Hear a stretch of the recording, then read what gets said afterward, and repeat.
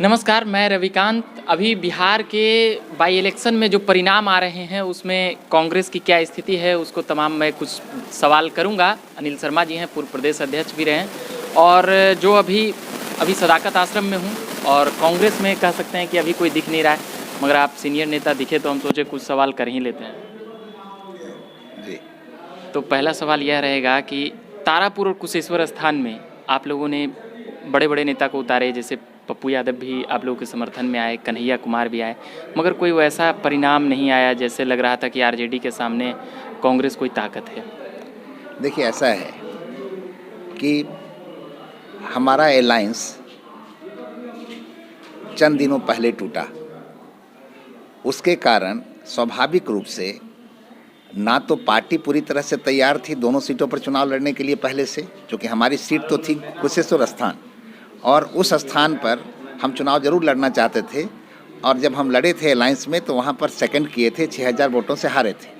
Tarapur seat थी राष्ट्रीय जनता दल का, तो राष्ट्रीय जनता दल वहाँ से लड़ने वाला था, मगर अंतिम समय में चूँकि राष्ट्रीय जनता दल ने दोनों जगह उम्मीदवार खड़ा कर दिया तो कांग्रेस को बाध्यता में दोनों जगहों पर से चुनाव लड़ना पड़ा। वैसी स्थिति में इस तरह के जो परिणाम आए हैं, उस परिणाम वो निराशाजनक जरूर है, लेकिन इसमें मैं ये कहना चाहूँगा कि चूँकि लंबे समय से राष्ट्रीय जनता दल के साथ जो अलायंस कांग्रेस का रहा है, उसके कारण कांग्रेस के अपने जो परंपरागत मतदाता थे, उन मतदाताओं के बीच में कांग्रेस स्वाभाविक रूप से नाराज़गी मोल ली है। वो नाराज़ इसलिए हैं कि राष्ट्रीय जनता दल, जिसने अपने 15 साल के शासनकाल में प्रदेश में न तो कोई विकास का काम किया, न ही सामाजिक समरसता बना के रखने का काम किया, न ही सांप्रदायिक सौहार्द बना के रखा, बल्कि खुल्लम खुल्ला एक निहित स्वार्थ की राजनीति को बढ़ाने का काम किया, तो कांग्रेस पार्टी उसके साथ क्यों रही, ये हमारे परंपरागत जो मतदाता हैं उनमें शिकायत है कांग्रेस के प्रति। स्वाभाविक रूप से कि आप कह रहे हैं कि कांग्रेस पार्टी आरजेडी से रही, इसके कारण बहुत ही खामियाजा भुगतना पड़ा है कांग्रेस को। बिल्कुल स्वाभाविक है। देखिए, लालू प्रसाद जी राजनेता हैं और बड़े ही जिसको कहते हैं सातिर राजनेता हैं। हम सातिर शब्द इसलिए कह रहे हैं कि राजनीति के माहिर खिलाड़ी हैं। लालू जी की तमाम कोशिश रही है कि बिहार में कांग्रेस सहित तमाम जो सेकुलर पार्टियां हैं उनको कैसे कमज़ोर करके रखा जाए। पर आपने सन 2000 में लालू प्रसाद यादव को समर्थन दिए थे, तो कहीं ना कहीं, और जिस प्रकार से लालू प्रसाद यादव कहते हैं कि कांग्रेस के नेता यहाँ पर छुटभइये नेता हैं, ये लालू प्रसाद यादव का मतलब कह सकते हैं, और भक्तचरण दास को तो इतनी बड़ी बात कह गया कि कोई सोच भी नहीं सकता था। ऐसा है, लालू प्रसाद जी जो आज अपने को अंतर्राष्ट्रीय नेता मानते हैं या बहुत बड़े नेता मानते हैं, तो क्या लालू प्रसाद जी जन्म से ही राजनेता बनकर आए थे, पैदा हुए थे क्या? कि लालू प्रसाद जी को भी हम भी जानते हैं यूनिवर्सिटी डेज से कि किस रूप में उनको लोग लेता था। छुटभइया से भी नीचे स्तर के नेता के रूप में उनको लेता था। छात्र संघ के अध्यक्ष बन जाने के बावजूद लोग गंभीरता से उनको नहीं लेता था। तो ये जो छुटभइया बड़भइया कहने का है, ये तो लालू प्रसाद जैसे नेता से ही अपेक्षा नहीं किया जाता है कि इस तरह की ओछी बात करेंगे, है ना। कोई छुटभइया नेता कौन है यहाँ बिहार में? हमारा प्रभारी छुटभइया नेता है। हम तमाम लोग जो पार्टी चलाते हैं, जो जिसने पार्टी को ताकत दिया है, वो सब छुटभइया नेता है। तो लालू प्रसाद जी का वो उस तरह का बोलने का अपना स्टाइल है, शैली है, वो करते हैं, चूँकि इसी के भरोसे अब तक वो सर्वाइव करते रहे हैं। मेरा कहने का मतलब सीधा है कि आरजेडी चूँकि यहाँ पर सेक्शनल पॉलिटिक्स करती है, आम लोगों में आरजेडी का जनाधार नहीं है। यही कारण है कि आरजेडी के जितने भी ओमिशंस कमीशन रहे हैं, आरजेडी के जितने भी कार्यकलाप रहे हैं, जिसके कारण जनता नाराज रही है, तो हमने जब आरजेडी को साथ दिया है तो स्वाभाविक रूप से नाराजगी हमारे प्रति भी है। अब एक दिन में हम कहेंगे कि नहीं हम अलग हो गए, और दुर्भाग्य ये है कि ये 5वां बार था जब हमसे अलायंस कांग्रेस से उनका टूटा है।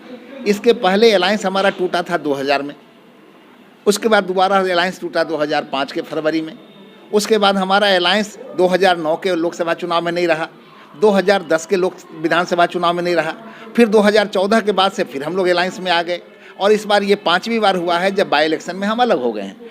तो ये स्वाभाविक रूप से जो कांग्रेस का चाहने वाला लोग है उसको मैं जाति और समुदाय से नहीं जोड़ता हूँ। कांग्रेस एक ऐतिहासिक पार्टी रही है, तो तमाम बिरादरी, तमाम संप्रदाय, तमाम धर्म के लोगों के बीच में कांग्रेस की स्वीकृति रही है। तो उसको अपेक्षा जरूर रहती है कि कम से कम कांग्रेस अपनी परंपराओं को भूले नहीं और अपने मूल्यों को नकारे नहीं। ऐसी ताकतों के साथ कांग्रेस न जुड़े जो सचमुच सामाजिक समरसता, सांप्रदायिक सौहार्द की जो सोच रही है कांग्रेस की, जिस पर कांग्रेस चलती रही है, उसके विपरीत जो राजनीति करता हो उसके साथ कांग्रेस दूर दूर तक रिश्ता न बनाए। ये वैसे तमाम समाज के विभिन्न वर्गों के लोगों की अपेक्षा है। बार बार कांग्रेस ये बातें समझ रही है कि हमको लालू प्रसाद यादव से नुकसान पहुंच रहा है, तो क्या जो शीर्षस्थ नेता हैं, जैसे लालू प्रसाद यादव कहते हैं हमारी सोनिया गांधी से बात हो चुकी है, यहाँ के प्रभारी कहते हैं कि नहीं वो झूठ बोल रहे हैं, तो ये जो उनकी शीर्षस्थ नेता से जो डील होती है वो प्रदेश स्तर के नेता इसको सही ठहराते हैं या ये भी मुहर लगा देते हैं? इसके कारण भी कांग्रेस को क्या यहाँ पर नुकसान पहुँचती चली गई लगातार 2 दशकों में? देखिए, ऐसा है कि पार्टी में ब्लॉक स्तर पर, जिला स्तर पर, प्रदेश स्तर पर जो भी पार्टी का संचालन होता है वो राष्ट्रीय नेतृत्व की जो नीति और उसका जो फैसला होता है उसके अनुरूप चलता है। हम ये नहीं कहते कि हमारा राष्ट्रीय नेतृत्व आरजेडी से फैसला करके कोई गलत फैसला किया। जो राष्ट्रीय नेतृत्व फैसला करता है वह राष्ट्रीय परिप्रेक्ष्य में फैसला करता है और बराबर राजनीति में सर्वाइवल के लिए, बड़ी ताकतों से लड़ने के लिए छोटी छोटी ताकतों के साथ समझौता करना पड़ता है। तो हमारे देश में सांप्रदायिकता सबसे बड़ा खतरा है देश के लिए, यह कांग्रेस मानती है और कांग्रेस पार्टी सेकुलरिज्म के लिए कमिटेड पार्टी है। तो स्वाभाविक रूप से भारतीय जनता पार्टी जैसे जैसे मजबूत होने लगी तो कांग्रेस की ये बाध्यता हुई कि वैसी छोटी बड़ी ताकतें जो कभी रही है भाजपा के साथ लेकिन आज उससे अलग हो रही है, तो स्वाभाविक रूप से हम लोगों को वैसी ताकतों को साथ लेकर भाजपा को परास्त करना चाहिए। और मुझे लगता है कि राष्ट्रीय नेतृत्व ने उसी रणनीति के तहत राष्ट्रीय जनता दल जैसे संगठन के साथ समझौता किया है। तो मैं उसको नहीं कहता कि राष्ट्रीय नेतृत्व ने फैसला किया, लेकिन स्थानीय स्तर पर, जो राज्य के स्तर पर मामला है, उसमें हमको ये कहने में कोई गुरेज नहीं है कि बिहार में कांग्रेस पार्टी कमज़ोर हुई है, कांग्रेस पार्टी को नुकसान हुआ है तो राष्ट्रीय जनता दल के साथ अलायंस के कारण हुआ है। अभी फिर जैसे ये बाई इलेक्शन में तो आरजेडी को आपके कारण नुकसान पहुंचा ही पहुंचा है। 6000 से ज़्यादा वोट वहाँ पे कुशेश्वर स्थान में भी, और अभी तारापुर का जिस प्रकार से अभी चल रहा है चुनाव परिणाम अभी आया, फाइनल नहीं हुआ है, मगर लगभग लग रहा है कि जदयू यहाँ पर भी आगे हो जाएगी। तो इस बाई इलेक्शन के बाद आपका आरजेडी से तालमेल रहेगा या फिर नहीं रहेगा, इसका कोई? देखिए, मैंने कई बार कहा है कि राष्ट्रीय जनता दल बिहार में अपने को जितना सशक्त दल माने, लेकिन ये जो क्षेत्रीय पार्टी राष्ट्रीय जनता दल जैसी पार्टी है वो परजीवी पार्टी है। और हमने कई बार कहा है कि राष्ट्रीय जनता दल कांग्रेस के साथ रहे बिना, सेकुलर ताकतों के साथ एसोसिएशन के बिना राष्ट्रीय जनता दल की का कोई अस्तित्व यहाँ नहीं हो सकता है। 10, 20, 25 एमएलए एमपी जीत जाए, 10-20 एमएलए जीत जाए, 2-4 एमपी जीत जाए, लेकिन कभी भी सत्ता में नहीं आ सकती है। और हमने ये बात कहा था पहले भी, अभी भी कह रहा हूँ कि देखिए, इसके पहले भी बाई इलेक्शन हुआ था 2019 के पहले, और 2 लोकसभा सीट जीता था ये राष्ट्रीय जनता दल, असेंबली का सीट जीता था। लेकिन क्या हुआ 2019 के पार्लियामेंट में? एक भी सीट उनको नहीं मिली, जब कांग्रेस उनको एक भी सीट नहीं मिली। तो मेरा साफ कहना है कि बिहार में कांग्रेस को धत्ता बता करके यहाँ पर जो सपना है राष्ट्रीय जनता दल का, बिहार की सत्ता पर काबिज होने का, अपने पुत्र तेजस्वी यादव को मुख्यमंत्री बनाने का जो सपना है लालू जी यादव जी का, वो कतई पूरा नहीं हो सकता है। लेकिन हाँ, कांग्रेस को ज़्यादा लालू प्रसाद जी अच्छे लगते हैं या फिर नीतीश कुमार जी? मतलब अगर कंपैरिजन करें तब ज़्यादा अच्छे कौन लगते हैं? भाई देखिए, ऐसा है ना, यहाँ पर व्यक्ति को पसंद नापसंद करने का मामला नहीं है। पसंदगी होती है नीतियों की, हमारा व्यक्ति से कोई लेना देना नहीं है। हमने ये खुलेआम कहा है और अभी भी मुझे उसको रिपीट करने में कोई दिक्कत नहीं है कि नीतीश कुमार को हम नापसंद करते हैं चूँकि अच्छा व्यक्ति हो करके, सेकुलर समझ रखने वाले व्यक्ति होकर भारतीय जनता पार्टी जैसे कम्युनल पार्टी के साथ रहते हैं, तो स्वाभाविक है नीतीश कुमार से नाराजगी हमारी है। मगर इस बात को हम जरूर सराहते हैं कि नीतीश कुमार भाजपा में रहकर भी जो उनका सेकुलर एजेंडा रहा है उस एजेंडे पर चलने की कोशिश करते रहे हैं और निश्चित रूप से उससे कंप्रोमाइज़ वो नहीं करते हैं। तो लाजमी तौर पर जो हमने कहा था, इसके पहले भी कहा था कि जो रोल रहा था राष्ट्रीय जनता दल का भागलपुर दंगे के संदर्भ में, वो निश्चित रूप से निंदनीय रोल रहा था। जिस तरह से वहाँ के भागलपुर के जांच कमीशन की रिपोर्ट पर बैठे रह गए 15 साल तक ये लोग, जो उनका मुख्य अभियुक्त था कामेश्वर यादव, उसको संरक्षण देते रहे, उसको सद्भावना का अवार्ड देते रहे। तो स्वाभाविक रूप से जो अपेक्षा नहीं थी राष्ट्रीय जनता दल के नेतृत्व से कि ऐसा वो करेगा, उसके कारण लाजमी तौर पर हम मानते हैं कि लालू यादव जी को जिस तरह से अपनी पार्टी को कमिटमेंट के साथ सेकुलर स्टैंड पर रहना चाहिए था, उसमें कहीं ना कहीं उनसे विसिएशन हुआ है। और नीतीश कुमार ने भागलपुर के दंगे की जांच करवाया।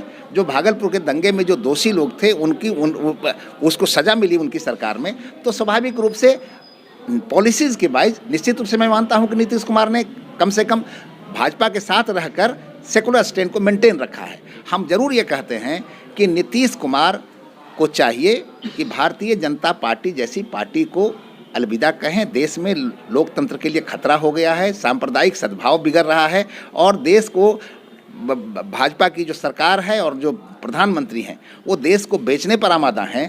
तो जब नीतीश कुमार बिहार राज्य की सरकार की परिसंपत्तियों को बेचना नहीं चाहते हैं, तो उनको नरेंद्र मोदी के खिलाफ खड़ा होना चाहिए, उनको अलग हो जाना चाहिए, उनको सेकुलर स्टैंड में और लाजमी तौर पर कांग्रेस के साथ मिलकर के देश में एक नई धारा चलाना चाहिए। कांग्रेस लगातार प्रयास कर रही तमाम नेता को लाने के लिए। कन्हैया कुमार भी नीतीश कुमार के प्रति थोड़े नरम दिखते हैं, मगर क्या कन्हैया को बिहार में कांग्रेस के नेता, क्योंकि आरजेडी की तरफ से तो बेगूसराय में कहीं ना कहीं उनको पछाड़ने की प्रयास हुई थी, कहीं तेजस्वी आगे न हो जाए, इसलिए वहाँ पर भी लोकसभा में कैंडिडेट दिया गया। तो क्या यहाँ पर कन्हैया को फेस मुख्यमंत्री के तौर पर प्रमोट किया जाएगा?